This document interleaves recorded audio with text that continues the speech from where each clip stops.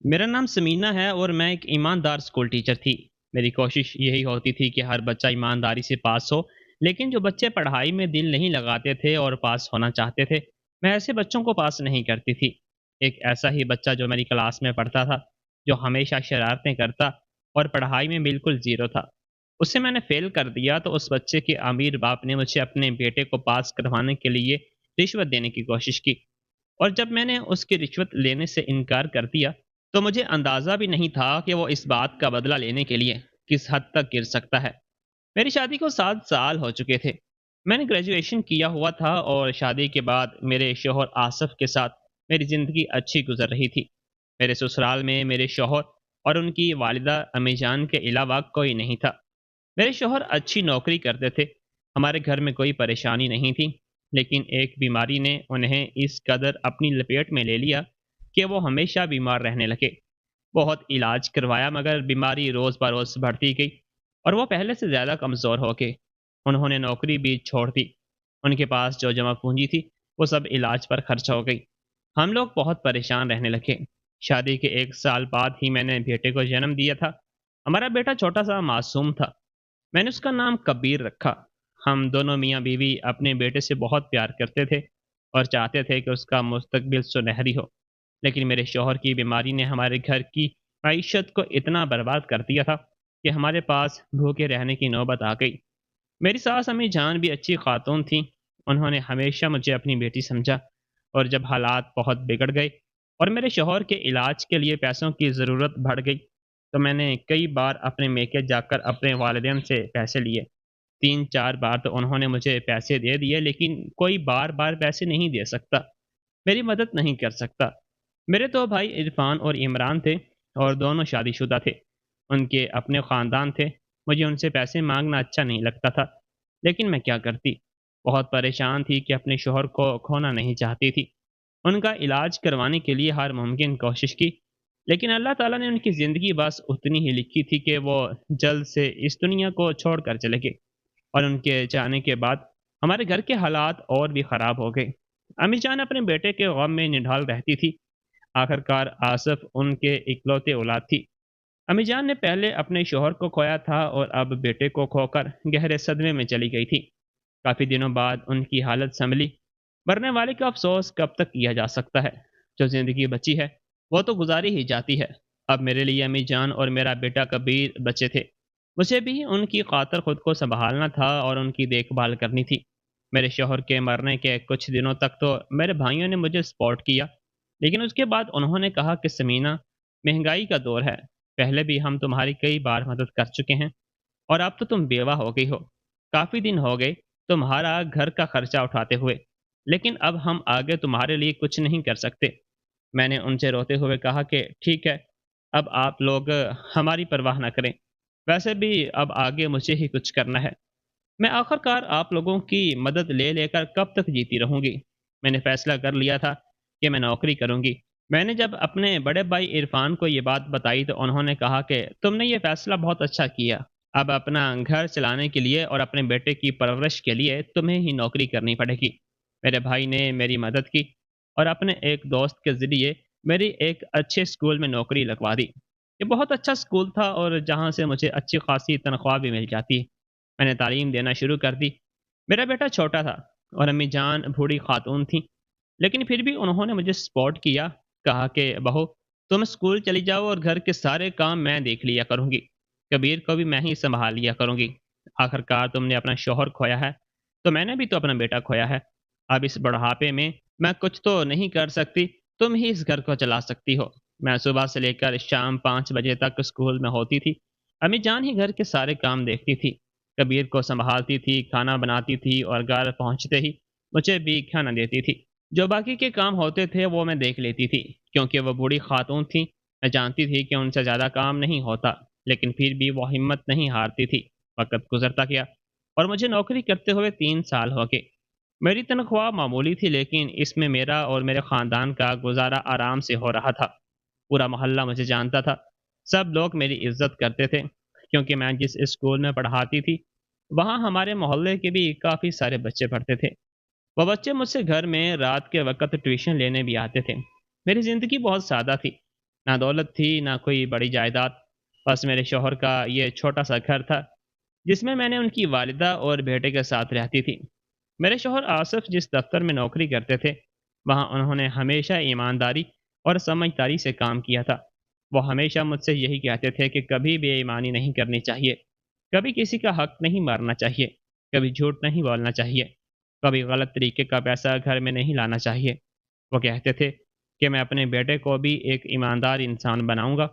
یہی کچھ اصول تھے جنہیں میں نے بھی اپنی زندگی کا حصہ بنا لیا تھا۔ اس دن جب میں اسکول سے واپس گھر آئی تو دروازہ کھولتے ہی میرے قدم وہیں رک گئے۔ صبح جب میں گھر سے نکلی تھی تو سب نارمل تھا، مگر اب گھر کے اندر ایک عجیب سا سناٹا تھا۔ امی جان زمین پر بیٹھی ہوئی تھیں اور ان کی آنکھیں مسلسل رونے کی وجہ سے لال ہو چکی تھیں۔ ان کے چہرے پر تھکن صاف نظر آ رہی تھی۔ میں ایک لمحے کے لیے گھبرا گئی کیونکہ میرا بیٹا کبیر مجھے کہیں نظر نہیں آ رہا تھا۔ میرے دل میں نہ جانے کتنے برے برے خیال آنے لگے۔ میں جلدی سے ان کے پاس گئی اور گھبراہٹ سے بولی، امی جان کیا ہوا ہے؟ سب ٹھیک تو ہے؟ صبح تو سب کچھ ٹھیک تھا۔ کبیر کہاں ہے؟ انہوں نے میری طرف دیکھا۔ ان کی آنکھوں سے ایک بار پھر آنسو بہنے لگے۔ وہ روتے ہوئے بولی، تمہارے بیٹے نے میرا یہ حال کر دیا ہے۔ کبیر سارا دن مجھے بہت پریشان کرتا ہے۔ بہو تم ہی اسے سمجھاؤ کہ مجھے اکیلے خاتون کو اتنا پریشان نہ کیا کرے۔ بہو میں سارا دن اس کے کام کرتے کرتے پاگل ہو جاتی ہوں۔ امی جان کی باتیں سن کر مجھے ان پر ترس آنے لگا۔ وہ بالکل ٹھیک کہہ رہی تھیں۔ میرا بیٹا بہت شرارتی تھا، 3 سال کا تھا، مگر ان کی ناک میں دم کر دیتا تھا۔ امی جان کو اکیلے گھر کے سارے کام بھی کرنے پڑتے تھے اور میرے بیٹے کو بھی سنبھالنا ہوتا تھا۔ اس عمر میں ان کے لیے اتنا زیادہ کام کرنا مشکل ہو رہا تھا۔ میں نے انہیں سمجھایا کہ امی جان آپ فکر نہ کریں، میں بہت جلد اس کا اسکول میں داخلہ کروا دوں گی۔ میرے پاس ابھی اتنے پیسے نہیں تھے کہ میں اپنے بیٹے کا داخلہ کروا سکتی، کیونکہ میری تنخواہ بھی جتنی گھر میں آتی تھی سب ختم ہو جاتی تھی۔ نہ بچت ہو پاتی تھی اور نہ ہی ان پیسوں سے کوئی اضافی کام ہوتا تھا۔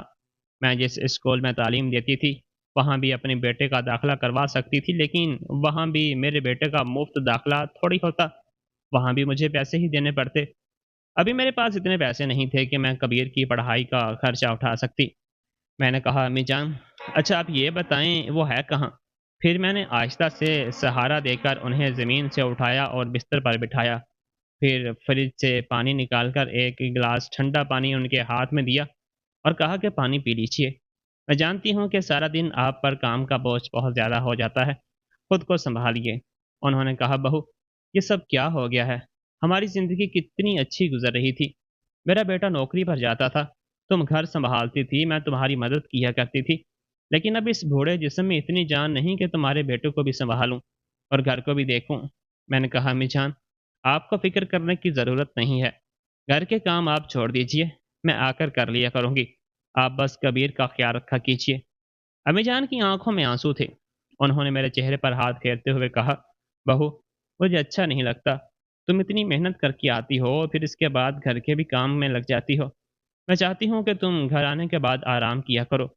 میں نے کہا کہ اچھا آپ رونا بند کیجئے، سب کچھ ٹھیک ہو جائے گا، آپ فکر نہ کریں، کبیر کو میں سمجھا دوں گی، وہ آپ کو پریشان نہیں کرے گا، اس کی شرارتیں بہت بڑھتی جا رہی ہیں۔ میں جانتی ہوں لیکن وہ بچہ ہے، میں اسے ڈانٹ سکتی ہوں، مار نہیں سکتی۔ آپ تو جانتی ہیں کہ وہ آپ سے کتنا لگاؤ رکھتا ہے، مجھ سے ڈرتا ہے، لیکن آپ سے نہیں ڈرتا، اس لیے آپ کو تنگ کرتا ہے۔ امی جان نے کہا کہ ارے بیٹا کوئی بات نہیں، اس میں مجھے میرا آصف نظر آتا ہے، اس کا باپ بھی بچپن میں ایسا ہی تھا۔ امی جان کو تسلی دینے کے بعد میں اپنے کمرے میں گئی، جہاں دوسرے کونے میں کبیر بستر پر الٹا سیدھا سو رہا تھا۔ اس کے چہرے پر معصومیت تھی۔ گھر کی دیواریں اس کی حرکات کی گواہی دے رہی تھیں۔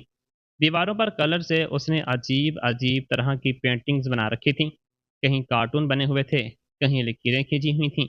2 گلاس ٹوٹے ہوئے تھے، کھلونے ایک طرف بکھرے ہوئے تھے، کچھ کے پہیے الگ تھے، کچھ کے ہاتھ پاؤں ٹوٹ چکے تھے۔ ایک تکیے کی روئی باہر نکلی ہوئی تھی، ایسا لگ رہا تھا جیسے پورے گھر میں آندھی آ کر گزر گئی ہو۔ کبیر کی یہی عادت تھی، وہ ایک لمحہ بھی سکون سے نہیں بیٹھتا تھا، ہر چیز کو کھولنا توڑنا الٹ پلٹ کرنا، عجیب عجیب سوال پوچھنا، ایک ہی بات کو بار بار دہرانا، کبھی ہنسنا کبھی اچانک غصے میں آ جانا۔ امی جان سارا دن اسے سنبھالنے میں لگی رہتی تھی۔ میں نے اب ٹھان ہی لیا تھا کہ اس سال میں اس کا اسکول میں داخلہ کروا کر ہی رہوں گی۔ میں نے پہلے تو اپنے کپڑے بدلے، اس کے بعد خاموشی سے ٹوٹا ہوا سامان ایک طرف رکھا، برتن اٹھا کر دھوئے، کھلونے اٹھا کر باکس میں جمع کیے، جھاڑو اٹھا کر پورا کمرہ صاف کیا، بکھرے ہوئے کپڑے طے کر کے رکھے، دیوار سے جتنا بھی رنگ صاف ہو سکتا تھا صاف کیا۔ تقریباً 1 گھنٹے کی محنت کے بعد گھر کچھ بہتر نظر آنے لگا۔ اتنی دیر میں امی جان بھی کچھ سنبھل چکی تھی۔ میں ان کے پاس جا کر بیٹھی تو وہ دوبارہ رونے لگیں، مگر اس بار ان کے آنسو کسی اور وجہ کے تھے۔ وہ آہستہ سے بولی، مجھے معاف کر دینا بہو۔ میں نے غصے میں کہہ دیا تھا کہ کبیر مجھے بہت تنگ کرتا ہے، لیکن کیا کروں، وہ میرا پوتا ہے، مجھے تنگ نہیں کرے گا تو کسے کرے گا؟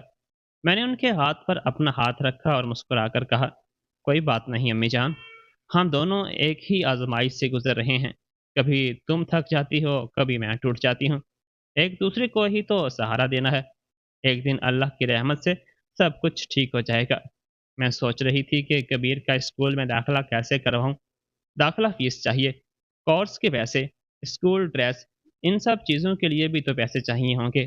پہلے ہی گھر میں پانی کی موٹر کئی مہینوں سے خراب پڑی تھی، اسے ٹھیک کروانے کے بھی میرے پاس پیسے نہیں تھے۔ گھر کے باہر سرکاری نل لگا ہوا تھا، ہم لوگ وہاں سے ہی پانی بھرتے تھے۔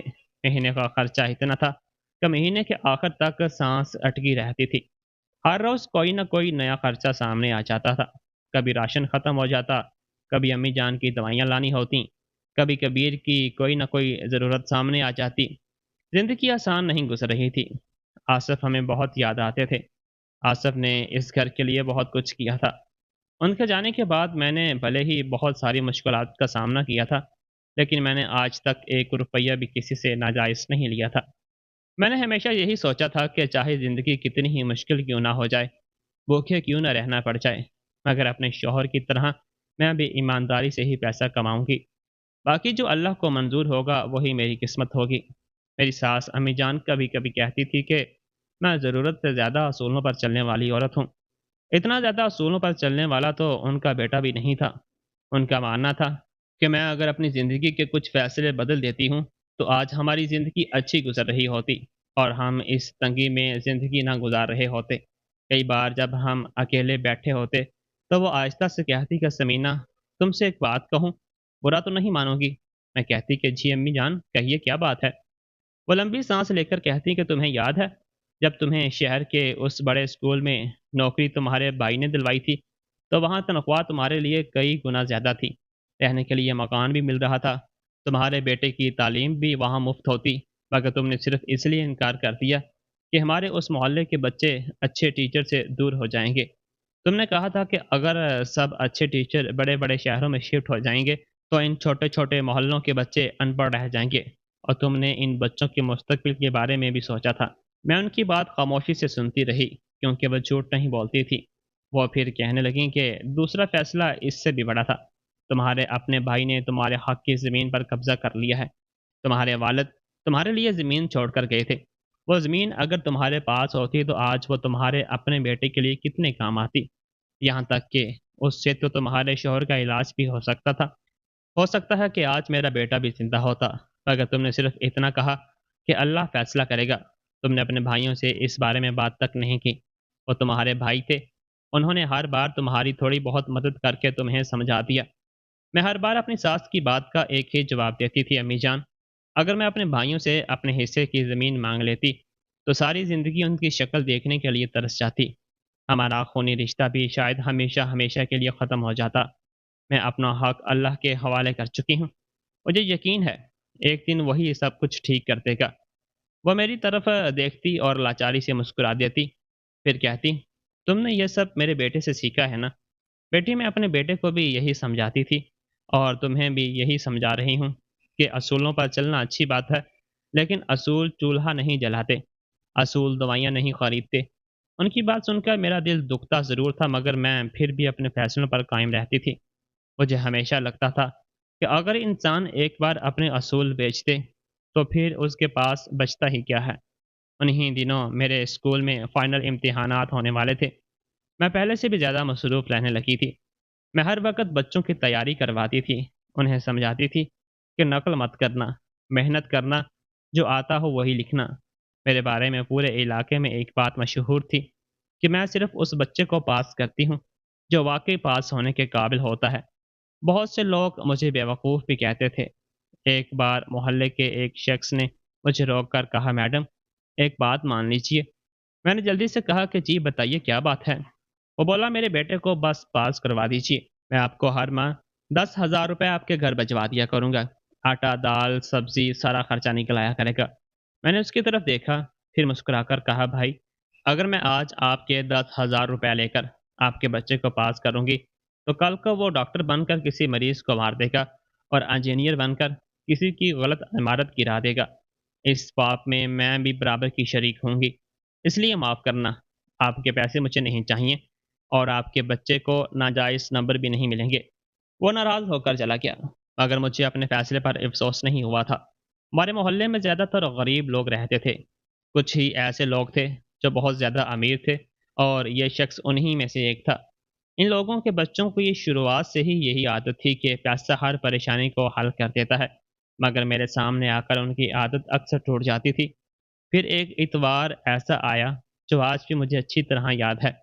صبح کا وقت تھا، میں گھر کے باہر ٹوٹے ہوئے نل کے پاس بیٹھی اپنے بیٹے کے پرانے کھلونوں کو جوڑنے کی کوشش کر رہی تھی کہ اچانک دروازے پر زور سے دستک ہوئی۔ میں نے دروازہ کھولا تو سامنے ایک لمبا چوڑا شخص کھڑا تھا۔ سامنے ہی ایک بڑی اور سفید رنگ کی گاڑی بھی کھڑی تھی۔ وہ اسی گاڑی سے آیا تھا۔ اس نے مہنگے کپڑے پہن رکھے تھے، اس کے ہاتھوں میں پھولوں کا بنا گلدستہ تھا۔ میں اس شخص کو نہیں جانتی تھی کہ یہ کون ہے، یہ میرے شوہر کا بھی کوئی جاننے والا نہیں تھا، تو پھر کون تھا؟ میں نے کہا کہ جی بتائیے۔ اس نے کہا کہ سمینہ آپ ہی ہیں، اسکول ٹیچر؟ میں نے کہا کہ جی۔ اتنے میں امی جان بھی باہر آ گئی تھی۔ انہوں نے جلدی سے کہا، ارے ارے رحمان صاحب، آئیے آئیے، اندر آئیے نا، آپ باہر کیوں کھڑے ہیں؟ میں نے اپنی ساس کی طرف حیرانی سے دیکھا کہ وہ اس شخص کو جانتی تھی۔ وہ شخص اندر آ گیا۔ ہمارے گھر میں ایک ہی کرسی تھی۔ امی جان نے جلدی سے وہ کرسی صاف کی اور اس کے سامنے رکھ دی۔ وہ اس پر بیٹھ کے، میرے بیٹے نے روز کی طرح گھر میں ساری چیزیں ادھر ادھر بکھیر رکھی تھیں۔ امی جان ہنستے ہوئے بولی، رحمان صاحب یہی میری بہو ہے، اور بہو رحمان صاحب ہیں، بہت امیر شخص ہیں، ان کا بیٹا تمہارے ہی اسکول میں پڑھتا ہے، یہ کل تمہارے بارے میں پوچھنے کے لیے آئے تھے، تو میں نے ان سے کہا تھا کہ تم تو اتوار کے دن ہی گھر میں ملے گی، اس لیے یہ آج تم سے ملنے کے لیے آئے ہیں۔ آپ دونوں بیٹھ کر باتیں کریں، میں ابھی آپ لوگوں کے لیے چائے لے کر آتی ہوں۔ اس شخص نے میری طرف ایک نظر بھی نہیں ڈالی اور امی جان سے بولے، ارے نہیں امی جان، رہنے دیجیے، آج چائے پینے نہیں آیا ہوں، آج مجھے سمینہ سے بہت ضروری بات کرنی ہے، وہی کر کے واپس چلا جاؤں گا۔ میں نے ادب سے کہا کہ جی صاحب کہیے کیا بات ہے۔ وہ تھوڑا آگے جھکے، پھر ہنس کر بولے، میرا بیٹا ہارون ہے نا، وہ آپ کی کلاس میں ہے، وہ کہتا ہے کہ آپ اس کی کلاس ٹیچر ہیں۔ پھر ان کا چہرہ سنجیدہ ہو گیا۔ وہ بولے، بات یہ ہے کہ میرا بیٹا پڑھائی میں تھوڑا کمزور ہے، ہم چاہتے ہیں کہ اسے تھوڑا پڑھا لکھا کر باہر بیرون ملک بھیجیں، اسے بڑا ڈاکٹر بنائیں، مگر شروع سے ہی بیچارہ فیل ہوتا آ رہا ہے۔ میرے بیٹے کا دل چھوٹا ہو جائے گا، پچھلے سال بھی اسے تم نے فیل کر دیا تھا، اس سال اسے پاس کر دینا، بدلے میں جو بھی مانگو گی ملے گا، میں آپ کو کچھ بھی دینے کو تیار ہوں۔ ان کی بات سنتے ہی میں نے دیکھا کہ امی جان کے چہرے کا رنگ بدل گیا۔ وہ جانتی تھی کہ یہ شخص مجھ سے اس بارے میں بات کرنے کے لیے آیا ہے، مگر مجھ سے چھپا رہی تھیں۔ ان کی نظریں جلدی سے کبیر کی طرف گئیں۔ مجھے اندازہ ہو گیا تھا کہ ان کے دل میں کیا چل رہا ہے۔ شاید وہ سوچ رہی تھیں کہ اگر آج کچھ پیسے مل جائیں تو کبیر کا اسکول میں داخلہ ہو جائے گا۔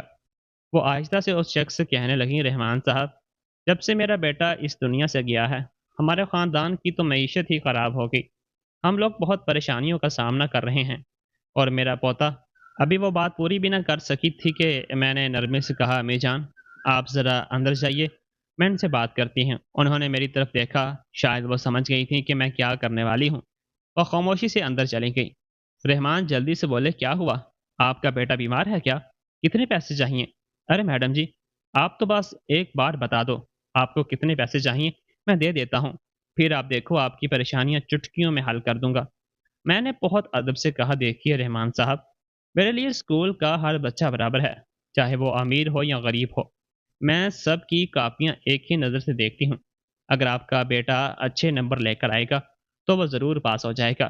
ہمارے اسکول میں ایک اصول ہے کہ اگر کوئی بچہ ایک دو نمبر سے رہ جائے تو ہم اسے دوبارہ پیپر دینے کی پیشکش دیتے ہیں، یہ سہولت سب کے لیے ہے۔ اگر ہارون بھی ایک دو نمبر سے رہ گیا تو میں اسے بھی پاس کر دوں گی۔ اس کا دوبارہ امتحان لے لوں گی۔ اگر اس کے بہت زیادہ نمبر کم آئے تو پھر میں اسے غلط طریقے سے پاس نہیں کر سکتی۔ میں نے مسکرا کر آگے کہا، ابھی تو امتحان شروع بھی نہیں ہوئے، کل پہلا امتحان ہے۔ آپ کے پاس تو اللہ کا دیا سب کچھ ہے، اس کے لیے کوئی اچھا ٹیوٹر رکھ دیں۔ کچھ دن بچے کو موبائل سے دور رکھیے، دوستوں کے ساتھ کھیلنا بند کروائیے، پوری توجہ پڑھائی پر دلوائیں۔ اللہ کی رحمت سے وہ اپنی محنت سے پاس ہو جائے گا۔ میں نے آخر میں کہا، اس سے زیادہ میں آپ کے لیے کچھ نہیں کر سکتی اور نہ ہی مجھے آپ سے کچھ چاہیے۔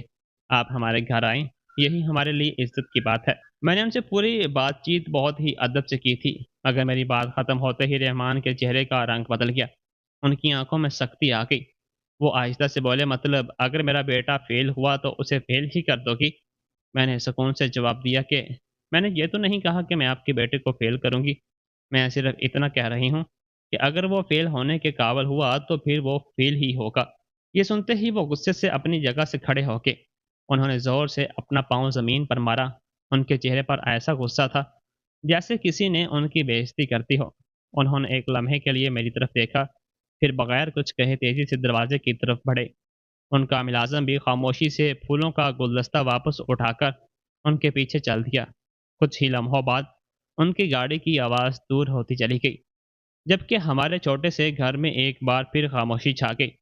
ان کے جاتے ہی گھر کا دروازہ بند ہوا تو کچھ لمحوں تک عجیب سی خاموشی چھائی رہی۔ میں نے گہرا سانس لیا اور دل میں دعا کی کہ بس اللہ حفاظت کرے۔ ابھی میں کرسی پر بیٹھی ہی تھی کہ امی جان تیز قدموں سے میرے سامنے آ کر کھڑی ہو گئی۔ ان کے چہرے پر غصہ صاف نظر آ رہا تھا۔ وہ بولی، سمینہ، آخر تم نے یہ کیا کیا؟ ایک بار میری بات بھی مان لیتی تو کون سا آسمان ٹوٹ پڑتا؟ اور ویسے بھی ایک بزنس مین کا بیٹا ہے، ساری زندگی اسے اپنے والد کا کاروبار ہی تو سنبھالنا ہے۔ تم اسے ایک کلاس میں روک کر کیا بدلا لوگی؟ پورا نظام کیا تم اکیلے ہی ٹھیک کر لوگی؟ یہ دنیا ایسے نہیں چلتی، کبھی کبھی حالات کے ساتھ چلنا پڑتا ہے۔ اگر آج تم اسے پاس کر دیتی تو کچھ پیسے ہی مل جاتے، کر کے حالات ٹھیک ہو سکتے تھے، تمہارے بیٹے کا داخلہ ہو سکتا تھا، مگر تمہیں تو کسی کی فکر ہی نہیں ہے۔ تمہارے اصول ہی سب سے بڑے ہیں، نہ میری کوئی تکلیف تمہیں نظر آتی ہے نہ اپنے بیٹے کی۔ میں خاموشی سے ان کی باتیں سنتی رہی۔ وہ مسلسل بولتی جا رہی تھی، ان کے دل میں کافی سارا دکھ جمع تھا اور آج جیسے سب ایک ساتھ باہر نکل آ رہا تھا۔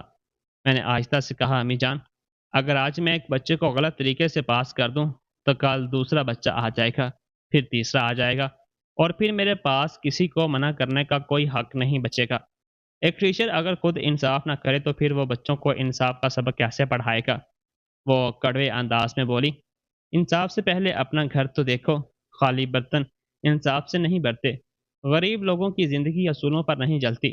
میں نے پھر بھی نرمی سے کہا کہ اللہ ہے نا، وہ کوئی نہ کوئی راستہ ضرور نکالے گا۔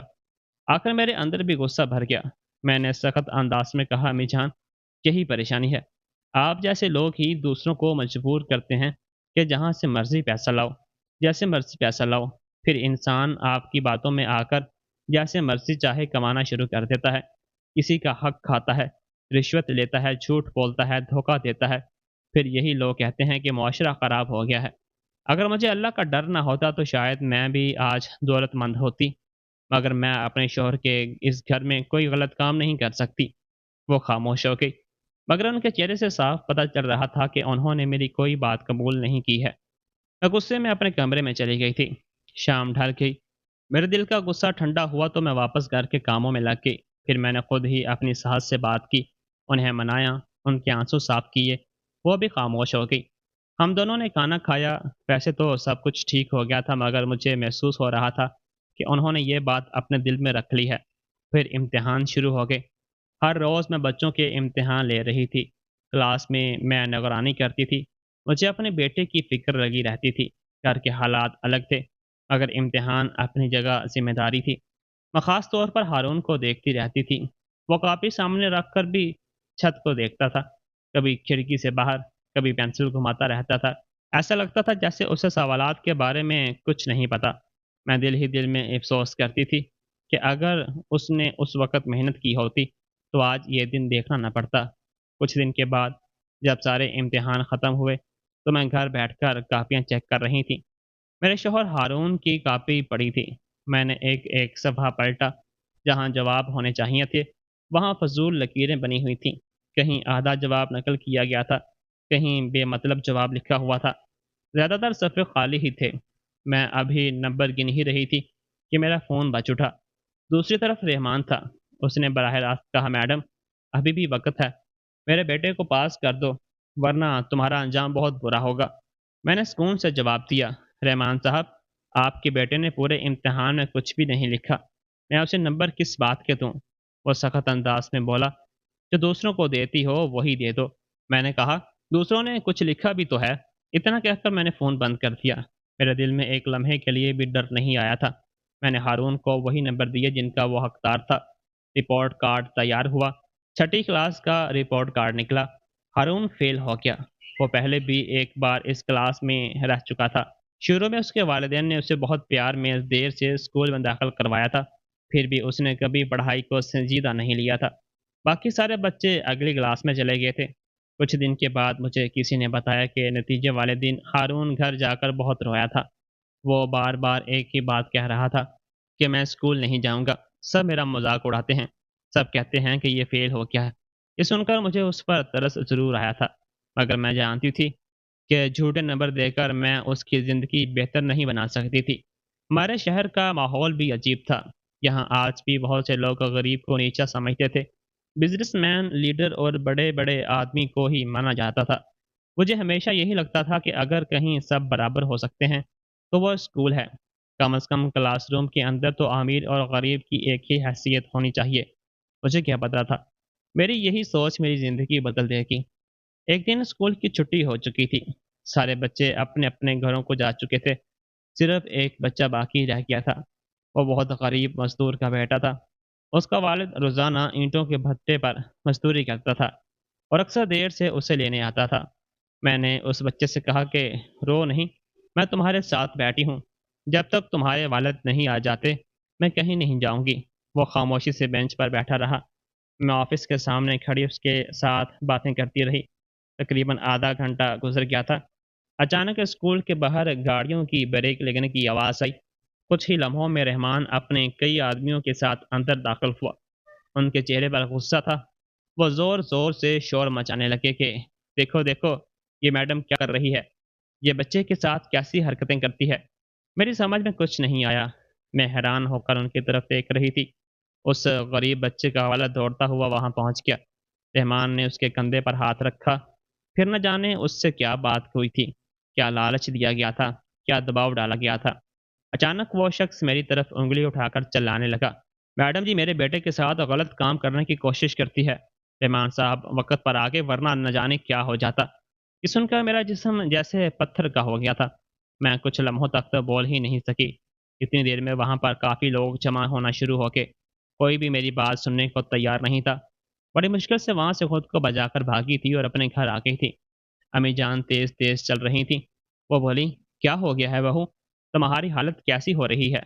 मैंने कहा, कुछ नहीं अम्मी जान। बस स्कूल में कुछ लोग मुझ पर इल्ज़ाम लगा रहे थे। मैं उन्हें समझा रही थी मगर किसी की समझ नहीं आई, तो मैं वहाँ से भाग आई। अम्मी जान ने कहा, वो कौन लोग थे? अभी हम लोग बातें ही कर रहे थे कि इतनी ही देर में 3-4 बदमाश हमारे घर के अंदर घुस पड़े। मैं और अम्मी जान ज़ोर-ज़ोर से चिल्लाने लगे कि तुम लोग कौन हो और हमारे घर में क्यों घुस आ रहे हो? वो पहले ही स्कूल में होने वाले हादसे से बहुत डरी हुई थी। अब इन बदमाशों को अपने घर में देखकर और भी ज़्यादा परेशान हो गई थी। मेरा बेटा कमरे में खेल रहा था। इन चारों बदमाशों ने अपने चेहरों पर रुमाल लपेटा हुआ था, जिससे उनका चेहरा नज़र नहीं आ रहा था। उन लोगों ने आकर हमारे घर का सारा सामान इधर-उधर फेंकना शुरू कर दिया, जिससे शोर पैदा होने लगा। हम भी चिल्लाने लगे। मेरा बेटा भी डर कर अपनी दादी के गले लग गया था। वो रो रहा था। अम्मी जान भी रो रही थी। मोहल्ले के लोग आकर हमारे दरवाजे पर खड़े हो गए। हम अकेले औरतें थीं। लोगों को हमारी मदद करनी चाहिए थी, मगर कोई भी मदद करने के लिए आगे नहीं आया था। भीड़ बढ़ती रही और लोग तमाशा देखते रहे। मैंने चीख कर कहा, ये सब तुम लोग क्या कर रहे हो? कौन हो तुम लोग? तो उन्होंने मेरे मुंह पर एक ज़ोरदार थप्पड़ मारा। मैं दूर गिरने से बची थी और उनमें से एक शख्स ने अम्मी जान को पकड़ा। अम्मी जान ज़ोर-ज़ोर से चिल्लाने लगी कि छोड़ दो हमें, छोड़ दो, हम पुलिस को बुलाएँगे। उस शख्स ने उन्हें कंधे से झंझोड़कर धक्का देते हुए घर से बाहर कर दिया और कहा, बाहर निकल बूढ़ी। मैं भी रो रही थी। फिर उसने मेरे बच्चे को धक्का देकर घर से बाहर निकाल दिया। उसके बाद उन्होंने घर का दरवाज़ा बंद कर दिया। घर में वो 4 और मैं अकेली औरत थी। मैं कह रही थी, तुम लोग क्या कर रहे हो? मुझे छोड़ दो। निकल जाओ मेरे घर से। 3 बदमाश एक तरफ खड़े हो गए और उनमें से एक बदमाश मेरे करीब आया। उसने मेरे जिस्म पर मौजूद कपड़ों को जगह-जगह से फाड़ दिया। मैं ज़ोर-ज़ोर से चिल्ला रही थी। मेरे चिल्लाने पर उसने एक और थप्पड़ मेरे मुँह पर मारा और कहने लगा, तेरी चीखों से ही तो सबको ये लगेगा कि हम तेरी इज्जत खराब कर रहे हैं। मैंने कहा, क्यों कर रहे हो ये सब तुम लोग? उसने कहा, ये सब तुझे पता चल जाएगा। उसके बाद वो चारों बदमाश एक साथ मिलकर हंसने लगे और फिर एक एक करके इस तरह घर से बाहर निकले जैसे वो एक एक अपनी ख्वाहिश पूरी करके जा रहे हों। मैं बुरी तरह से रो रही थी। पूरा मोहल्ला ये तमाशा देख रहा था। किसी ने भी कोशिश नहीं की थी कि वो हमें बचा सके। मैं जिस मोहल्ले की ईमानदार टीचर कहलाती थी, उसी मोहल्ले में मुझे मुजरिम बना दिया गया था। अम्मी जान लोगों के आगे हाथ जोड़-जोड़ कर कह रही थीं कि मेरी बहू को बचा लो, मेरा बेटा रो रहा है। मम्मी मम्मी चला रहा है। मोहल्ले की औरतें कह रही थीं कि कैसी औरत है। आज ही तो मेरे शौहर बता रहे थे कि ये स्कूल में किसी बच्चे के साथ बदतमीज़ी कर रही थीं और आज देखो घर में मर्द आ रहे हैं और उन लोगों के साथ अब ये सब कुछ हो रहा है, तो कितना शोर-शराबा कर रहे हैं। पूरे मोहल्ले को गंदा कर दिया इन लोगों ने। अम्मी जान ने जब ये बात सुनी तो वो ज़ोर-ज़ोर से चिल्लाने लगीं और उन लोगों के सामने हाथ जोड़ने लगीं कि नहीं, मेरी बहू ऐसी नहीं है। वो बहुत ही अच्छी औरत है। स्कूल में भी उस पर इल्ज़ाम लगाया जा रहा था, मगर वो अकेली औरत इतने सारे लोगों को यकीन नहीं दिला सकती। उस दिन मेरी सारी इज़्ज़त मिट्टी में मिला दी गई थी। जिस इंसान ने बच्चों को हमेशा अच्छाई सिखाई थी, उसे लोग बुराई की मिसाल बना रहे थे। पूरे मोहल्ले में ये मशहूर हो गया कि इन चारों बदमाशों ने घर में घुसकर मेरी इज़्ज़त ख़राब कर दी और मैं ख़राब औरत हूँ। वो चारों अपना इरादा पूरा करके मेरे घर से निकल गए थे। दरवाज़ा खुलते ही अम्मी जान एक झटके से अंदर आईं और मुझसे लिपट कर फूट-फूट कर रोने लगीं। हम तीनों चिल्ला-चिल्ला कर रो रहे थे मगर कोई हमें तसल्ली देने वाला नहीं था। मेरे चेहरे पर थप्पड़ों के निशान थे। मैं सोच रही थी कि शायद इंसान की बरसों की कमाई हुई इज्जत को मट्टी में मिलाने के लिए सिर्फ एक झूठा इल्ज़ाम ही काफ़ी होता है। सच कहते हैं कि जिस घर में मर्द नहीं होते, वहाँ औरतों पर जुल्म करना लोगों के लिए बहुत आसान हो जाता है। मेरे कपड़े जगह-जगह से फटे हुए थे, होंठों से खून बह रहा था। सांस लेती तो पूरे जिस्म में दर्द की लहर दौड़ जाती, मगर जिस्म की तकलीफ से कहीं ज़्यादा मेरे दिल की तकलीफ थी। सारी ज़िंदगी मैंने अपने शौहर और अपनी इज़्ज़त को सँभाल कर रखा था। वो कुछ लम्हों में ही मेरे सामने मिट्टी में मिल गई थी। अम्मी जान और मेरा बेटा बुरी तरह से रो रहे थे। कबीर के भी आंसू रुकने का नाम नहीं ले रहे थे। अम्मी जान कबीर को सीने से लगाकर कमरे से चली गई क्योंकि वो अपने मासूम पोते को उसकी माँ की ऐसी बेइज्जती देखते हुए और बर्दाश्त नहीं कर सकती थी। तभी मेरी नज़र जैसे ही अपने घर के दरवाजे पर गई तो मैंने देखा कि मेरे घर के दरवाजे से आहिस्ता-आहिस्ता चलते हुए रहमान अंदर की तरफ आ रहा है। वह मुझसे कुछ दूरी पर आकर खड़ा हो गया। उसके चेहरे पर जीत भरी मुस्कुराहट थी। मैं समझ गई थी कि वो शख्स उसके ही भेजे हुए थे। वो आहिस्ता से मेरे करीब बैठा और कहने लगा, अरे मैडम, ये आपके साथ क्या हो गया? मुझे बहुत अफ़सोस है आपकी इस हालत पर। अब ज़माना क्या कहेगा? मैं उसे घूर कर देख रही थी। दिल तो कर रहा था कि उसकी जान ले लूँ, लेकिन मैं लाचार औरत थी। मैं कुछ नहीं कर सकती थी। वो मेरे घर ऐसे आया था जैसे बहुत बड़ा मसीहा है, लेकिन मैं जानती थी कि वो कितना घटिया इंसान है। उसने मुझसे बदला लिया था। कुछ देर के बाद वो वहाँ से चला गया। आहिस्ता-आहिस्ता मोहल्ले के लोग भी बोर होने लगे थे। तमाशा खत्म हो चुका था। वहाँ मौजूद लोग अपने-अपने घरों को वापस जा रहे थे। मैं अभी भी अपने घर में ऐसे बैठी हुई थी जैसे ये मेरा घर नहीं है, जैसे यहाँ की एक-एक दीवार मुझे नोचने के लिए तैयार है। मुझे हर एक चीज़ से नफ़रत हो रही थी, खुद से भी घिन महसूस हो रही थी। अभी मैं अपने घर के आंगन में बैठी अपनी किस्मत को कोस रही थी कि मेरे घर के दरवाजे से एक बूढ़ी खातून राबिया बीबी अंदर दाखिल हुई। वो आहिस्ता-आहिस्ता मेरे करीब आईं। उनकी उम्र काफ़ी ज़्यादा थी और उनकी आँखों के नीचे स्याह हलके थे। जिस्म बहुत कमज़ोर लग रहा था, जैसे वो खुद भी किसी बीमारी से लड़ रही हों। वो मेरे सामने झुकीं। उन्होंने दोनों हाथों से मुझे सहारा दिया, बड़ी मुश्किल से खड़ा किया, फिर अपने हाथों से मेरे कपड़े सँवारे ان کی اس محبت نے میری آنکھیں پھر سے نم کر دی تھیں۔ میں آہستہ آہستہ آواز میں بولی، آپ کا بہت بہت شکریہ۔ وہ کچھ لمحے خاموش رہیں، پھر انہوں نے میری آنکھوں میں دیکھتے ہوئے کہا، میری ایک بات ہمیشہ یاد رکھنا، اصول صرف اصول والوں کے لیے ہوتے ہیں۔ شیر سے لڑنا ہو تو شیر بننا پڑتا ہے، کتوں سے لڑنا ہو تو کتا بھی بننا پڑتا ہے۔ تم نے اچھا انسان بننے کی کوشش کی، مگر برے لوگوں نے تمہاری اچھائی کو تمہاری کمزوری سمجھ لیا۔ یہ لوگ ہمیشہ سیدھے انسان کے ساتھ سیدھے نہیں چلتے۔ میں خاموشی سے اس بزرگ خاتون کی بات سنتی رہی۔ انہوں نے مجھے ایک لفافہ دیا اور بولی، اسے میرے جانے کے بعد اکیلے میں کھولنا۔ میں نے جلدی سے وہ لفافہ انہیں واپس کرنا چاہا۔ میں نے کہا، مجھے پیسوں کی ضرورت نہیں ہے، مجھے صرف اپنی عزت پیاری ہے۔ لیکن آج وہ مجھ سے چھین لی گئی۔ رابعہ بیوی نے ہلکی سی مسکراہٹ کے ساتھ سر ہلایا، پھر بولی کہ اس میں پیسے نہیں ہیں، اسے کھول کر دیکھنا، یہ تمہاری زندگی کو ایک نیا مقصد دے سکتا ہے۔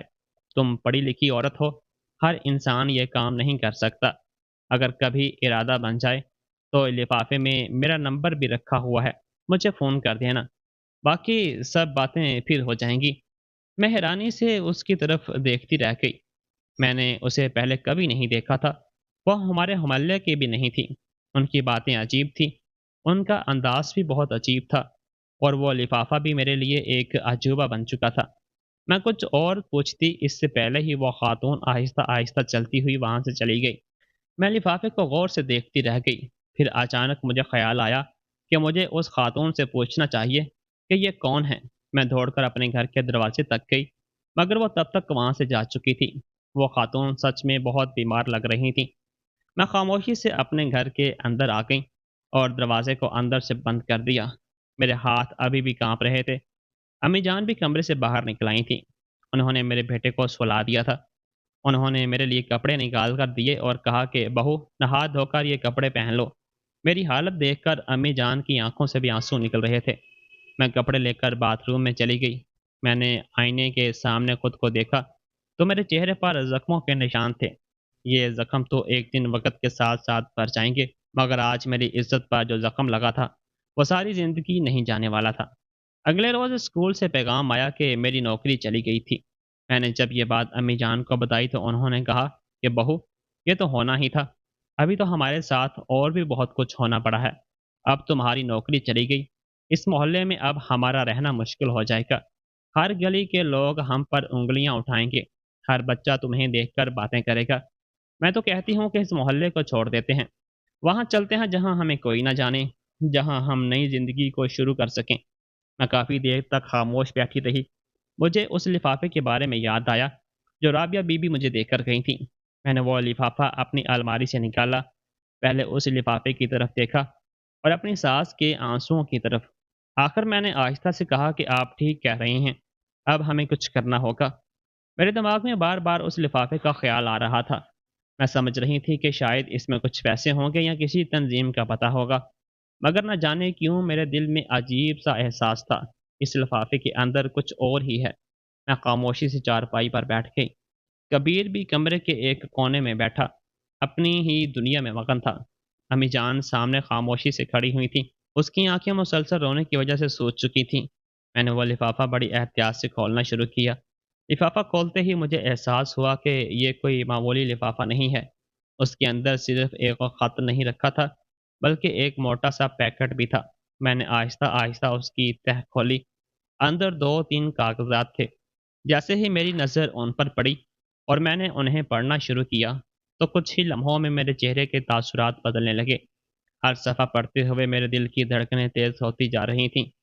پہلا کاغذ ختم کیا، پھر دوسرا، پھر تیسرا۔ آخری صفحے تک پہنچتے پہنچتے مجھے پوری بات سمجھ آ گئی تھی۔ میں نے جلدی سے آخری والے صفحے پر لکھے ہوئے موبائل نمبر کو ڈائل کیا اور ایک لمحہ ضائع کیے بغیر فون ملا دیا۔ کچھ گھنٹیاں بجنے کے بعد دوسری طرف سے رابعہ بی بی کی آواز آئی۔ وہ بولی کہ لگتا ہے تم نے سب کچھ پڑھ لیا ہے۔ میں نے آہستہ سے آواز میں کہا کہ جی، میں نے سب کچھ پڑھ لیا، اب مجھے کیا کرنا ہے؟ وہ کچھ لمحے خاموش رہیں، پھر بولی، زیادہ سوال مت پوچھو، ابھی صرف میری بات غور سے سنو۔ تقریباً آدھے گھنٹے بعد ایک گاڑی تمہارے گھر کے سامنے آئے گی۔ اگر تمہارے پاس کوئی ایسی چیز ہے جو تمہارے دل کے بہت قریب ہے تو صرف وہی ساتھ لے لینا، باقی سب چھوڑ دینا۔ پھر خاموشی سے اپنے بچے اور اپنی ساس کے ساتھ گاڑی میں بیٹھ جانا۔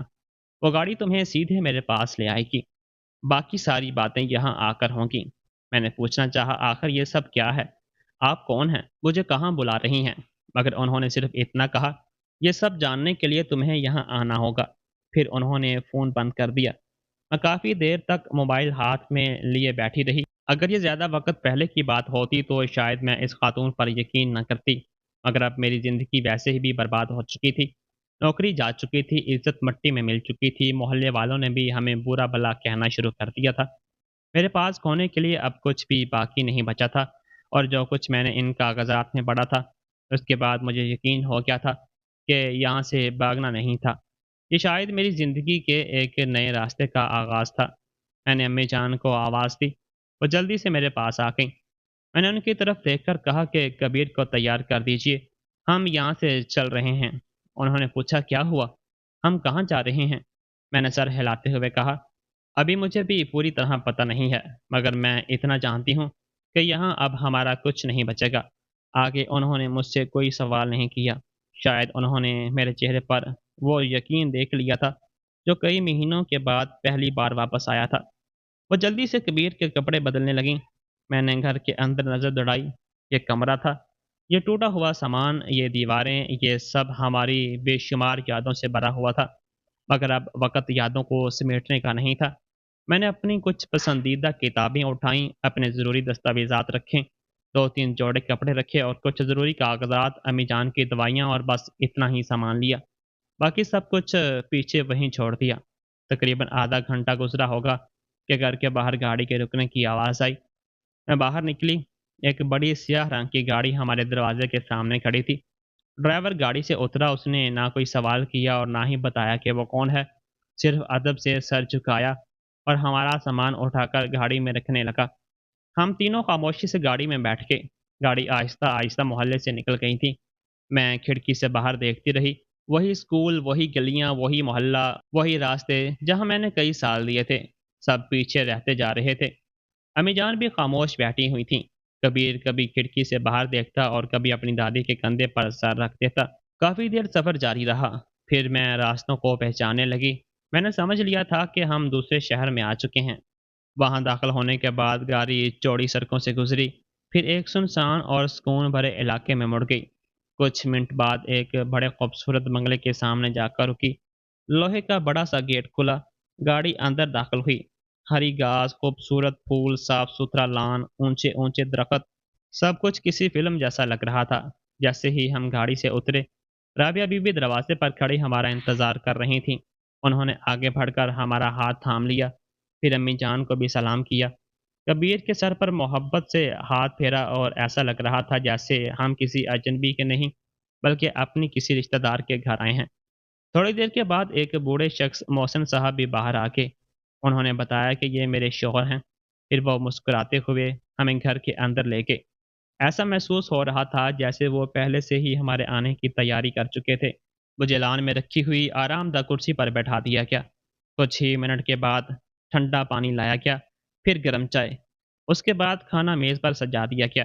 میں کئی گھنٹوں سے بھوکی تھی۔ امی جان اور کبیر کا بھی یہی حال تھا، مگر میں جھجک رہی تھی۔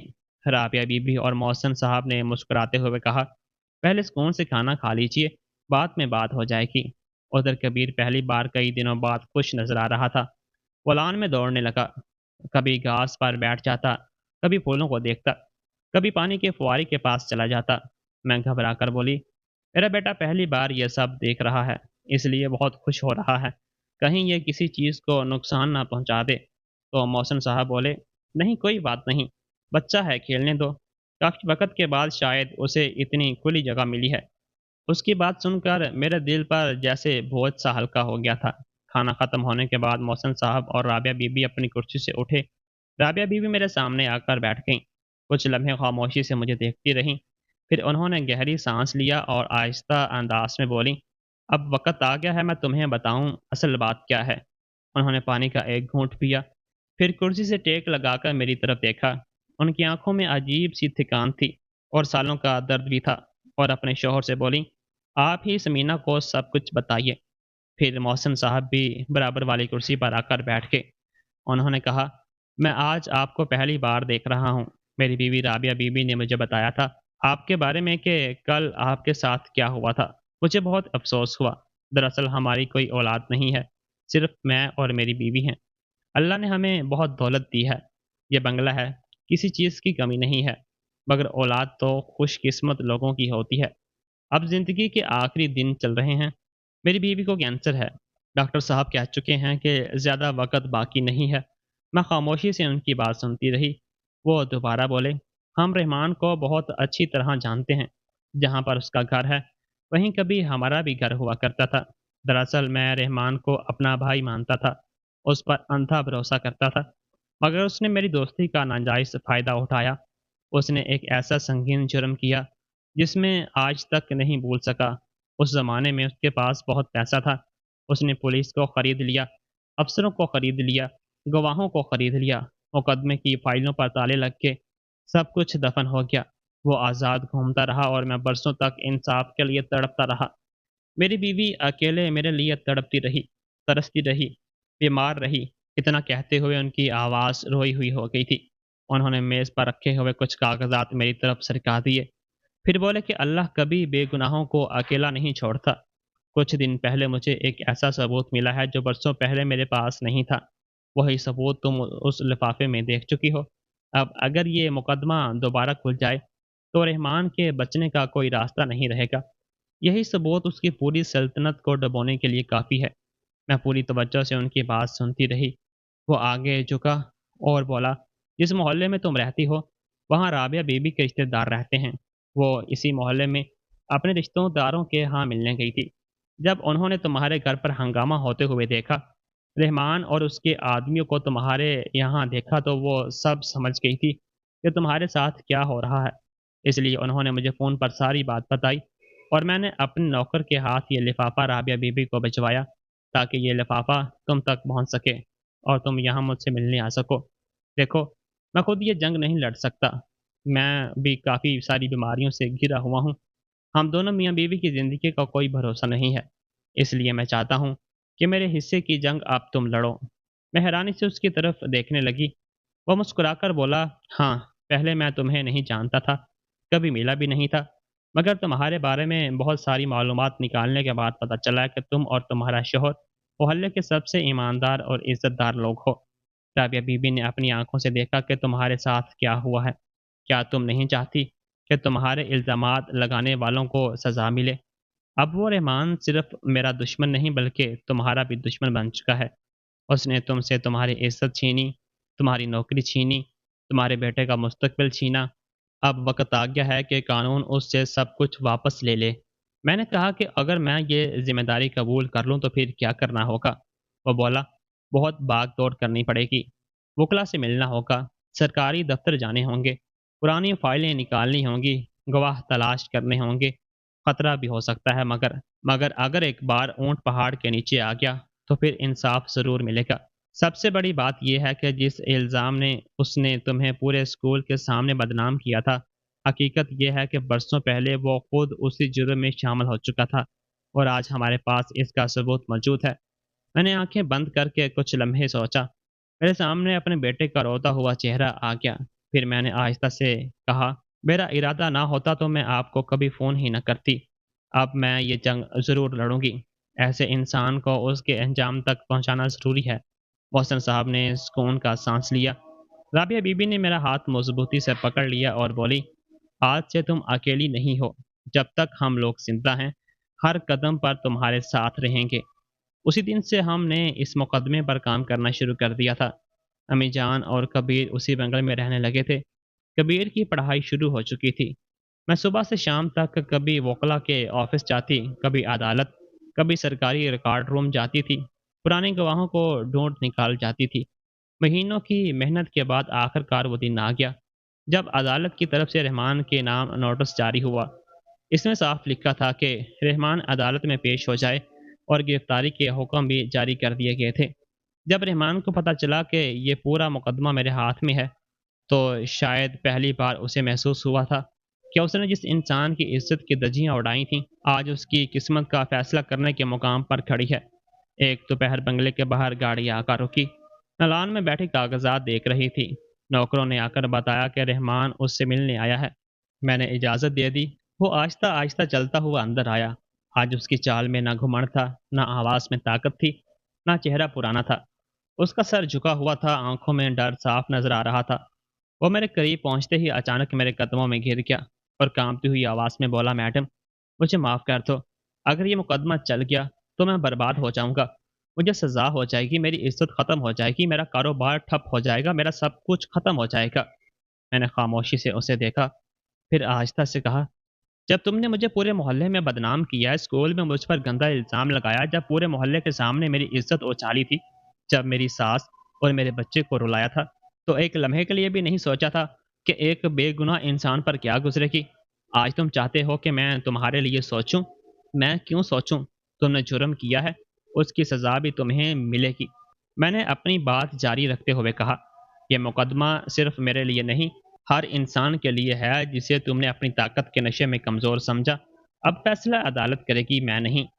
وہ میرے قدموں میں بیٹھ گیا اور کافی دیر تک منتیں کرتا رہا، روتا رہا، معافی مانگتا رہا، مگر اس دن میرے دل میں اس کے لیے ترس کا ایک قطرہ بھی باقی نہیں بچا تھا۔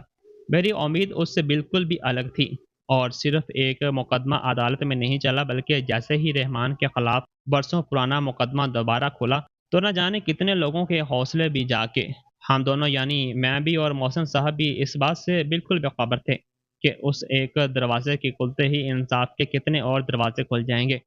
پہلے ایک شخص سامنے آیا، پھر دوسرا، پھر تیسرا۔ ہر چند دنوں کے بعد کوئی نہ کوئی نیا شخص عدالت پہنچ جاتا۔ کسی کے پاس پرانے کاغذات ہوتے تھے، کسی کے پاس گواہ ہوتے تھے، کسی نے برسوں تک خاموشی صرف اس لیے رکھی ہوئی تھی کہ اسے اپنی جان کا ڈر تھا۔ اب جب لوگوں نے دیکھا کہ رحمان پہلی بار قانون کے ہتھ کڑے میں پہنچ چکا ہے، تو ان کے دلوں سے بھی ڈر نکلنے لگا تھا۔ کسی نے بتایا کہ اس کی زمین جعلی کاغذات بنا کر ہڑپ کر لی گئی تھی۔ کسی نے کہا کہ اس کے خاندان کی عزت کو پیسوں کے زور پر دبا دیا گیا تھا۔ کسی نے برسوں پہلے ہونے والے ایک ظلم کی داستان سنائی۔ ایک کے بعد ایک ایسے ایسے مقدمے سامنے آنے لگے کہ خود عدالت بھی حیران رہ گئی۔ جن فائلوں پر دھول جم چکی تھی وہ دوبارہ کھلنے لگیں۔ جن لوگوں نے پیسے لے کر خاموشی اختیار کی ہوئی تھی، ان میں سے کچھ نے بڑھاپے میں آ کر اپنے دل کا بوجھ ہلکا کرنے کے لیے سچ بول دیا تھا۔ کچھ گواہ ایسے بھی ملے جنہوں نے کہا تھا کہ وہ اس سے ڈر گئے تھے، مگر اب خاموش رہنا انہیں گناہ لگنے لگا تھا۔ ایک وقت ایسا آیا کہ میں نے محسن صاحب سے کہا کہ اگر ہم اپنا مقدمہ واپس بھی لے لیں تو اب بھی کوئی فرق نہیں پڑے گا، کیونکہ اب معاملہ صرف ہمارا نہیں رہا۔ انہوں نے ہلکی سی مسکراہٹ کے ساتھ میری طرف دیکھا اور بولے، بیٹی، جب ظلم حد سے بڑھ جائے تو پھر ایک آواز ہزاروں آوازیں بن جاتی ہیں۔ اب یہ جنگ ہماری نہیں رہی، ان سب لوگوں کی جنگ ہے جنہیں برسوں انصاف نہیں ملا، اور ایسا ہی ہوا تھا۔ رحمان کی وہ شان و شوکت جس پر اسے بہت گھمنڈ تھا، آہستہ آہستہ ختم ہونے لگی۔ جو لوگ کبھی اس کے سامنے نظریں جھکا کر کھڑے ہوتے تھے، وہی اب اس سے نظر چرا کر گزرنے لگے تھے۔ جن پارٹیوں میں اس کے جانے پر لوگ کھڑے ہو جاتے تھے، وہاں اب اس کا نام نفرت سے لیا جانے لگا تھا۔ اس کی دولت ابھی باقی تھی، مگر عزت ختم ہو چکی تھی، اور انسان جب عزت ہار جائے تو پھر دولت بھی اسے زیادہ سہارا نہیں دے سکتی۔ پھر ایک دن مجھے محلے کے ایک شخص نے فون کیا اور کہا کہ اب لوگوں کو اصل بات سمجھ آنے لگی ہے۔ سب یہی کہتے ہیں کہ سمینا میڈم کے ساتھ اس انسان نے بہت غلط کیا۔ رحمان نے جان بوجھ کر اپنے آدمی آپ کے گھر بھیج کر آپ کو تنگ کیا، اور اسکول میں بھی آپ کو پریشان کیا۔ میں نے یہ بات سنی تو دل میں ایک عجیب سا سکون محسوس ہوا تھا۔ مجھے کسی سے بدلہ نہیں لینا چاہیے تھا، مجھے صرف اتنا چاہیے تھا کہ سچ ایک دن سب کے سامنے آ جائے، اور اللہ نے وہ دن دکھا دیا تھا۔ اس کے باوجود بھی میں نے اپنے محلے واپس جانے کا فیصلہ نہیں کیا۔ کچھ زخم ایسے ہوتے ہیں جو بھر تو جاتے ہیں، مگر ان کی جگہ ہمیشہ نشان رہ جاتے ہیں۔ اس محلے کی ہر گلی مجھے اپنی بے عزتی کی یاد دلاتی تھی۔ ہر راستہ مجھے وہ دن یاد دلاتا تھا جب ان بدماشوں نے میری عزت کو تار تار کرنے کی کوشش کی تھی۔ اس لیے میں نے فیصلہ کیا تھا کہ اب نئی زندگی اسی شہر میں شروع کروں گی۔ اللہ نے میرے لیے آسانیاں پیدا کر دی تھیں۔ مجھے شہر کے ایک اچھے اسکول میں نوکری بھی مل گئی تھی۔ وہاں کسی نے میرے گزرے ہوئے کل کے بارے میں نہیں پوچھا تھا۔ لوگوں نے صرف میری تعلیم دیکھی تھی، میرا تجربہ دیکھا تھا، میرا کردار دیکھا تھا۔ میں نے پہلے دن سے وہی اصول اپنائے جو ہمیشہ اپناتی آئی تھی۔ میرے بیٹے کو بھی اسی اسکول میں داخلہ دے دیا گیا تھا۔ میرا کام دیکھ کر اور یہ سن کر کہ میں بیوہ ہوں اور میرے سر پر کسی مرد کا سہارا نہیں ہے، تو ان لوگوں نے میرے بیٹے کی فیس معاف کر دی تھی اور میری تنخواہ بڑھانے کے لیے بھی کہا تھا۔ فرق صرف اتنا تھا کہ اب میں پہلے سے زیادہ مضبوط ہو چکی تھی۔ اب مجھے پتہ چل گیا تھا کہ سچ بولنے کی قیمت ضرور ہوتی ہے، اس کا صلہ بھی ضرور ملتا ہے۔ ادھر محسن صاحب اور رابعہ بی بی کی زندگی میں بھی اب خوشیاں آ گئی تھیں، مگر رابعہ بی بی کی بیماری دن بدن بڑھتی جا رہی تھی۔ وہ اکثر مجھے اپنے پاس بلا کر کہتی تھیں کہ مجھے اب کوئی فکر نہیں ہے، میرے شوہر کو بھی انصاف مل گیا ہے، ان کا کام پورا ہو گیا، میں نے اپنے دل کا بوجھ اتار دیا۔ ایک دن وہ خاموشی سے اس دنیا سے رخصت ہو گئیں اور محسن صاحب اکیلے رہ گئے۔ میں نے محسن صاحب کو اپنے والد کی طرح سمجھا، کیونکہ حقیقت یہی تھی کہ انہوں نے مجھے صرف سہارا ہی نہیں دیا تھا بلکہ ٹوٹنے کے بعد دوبارہ جینا بھی سکھایا تھا۔ ان کی بیوی کے جانے کے بعد وہ اکیلے رہ گئے تھے۔ میں اور امی جان، ہم دونوں نے ایک ہی فیصلہ کیا تھا کہ وہ ہمارے ساتھ رہیں گے۔ آج بھی میں انہیں ابا جان کہہ کر پکارتی ہوں۔ وہ بھی ہمیں اپنا خاندان سمجھتے ہیں اور انہوں نے ہمیں اپنے گھر میں جگہ دی ہے۔ ویسے تو وہ بھی بیمار رہتے ہیں مگر ان کا سہارا آج بھی ہمارے گھر کی سب سے بڑی دولت ہے۔ سب سے بڑی خوشی مجھے اس وقت ملی جب میں نے اپنے بیٹے کو اسکول جاتے ہوئے دیکھا۔ میرا بیٹا پڑھائی میں بہت اچھا ہے، میری زندگی بہت آسان گزر رہی ہے۔ میں جب کبھی رات کو اپنے کمرے میں بیٹھ کر گزرے ہوئے دنوں کے بارے میں سوچتی ہوں کہ اگر میں اپنے اصول بیچ دیتی تو شاید سچ میں فائدہ ضرور مل جاتا مگر ہمیشہ کے لیے خود اپنی نظروں میں گر جاتی۔ دوستوں، کہانی اچھی لگی ہو تو ویڈیو کو لائک اور چینل کو سبسکرائب بھی لازمی کر دیجیے گا۔ اللہ حافظ۔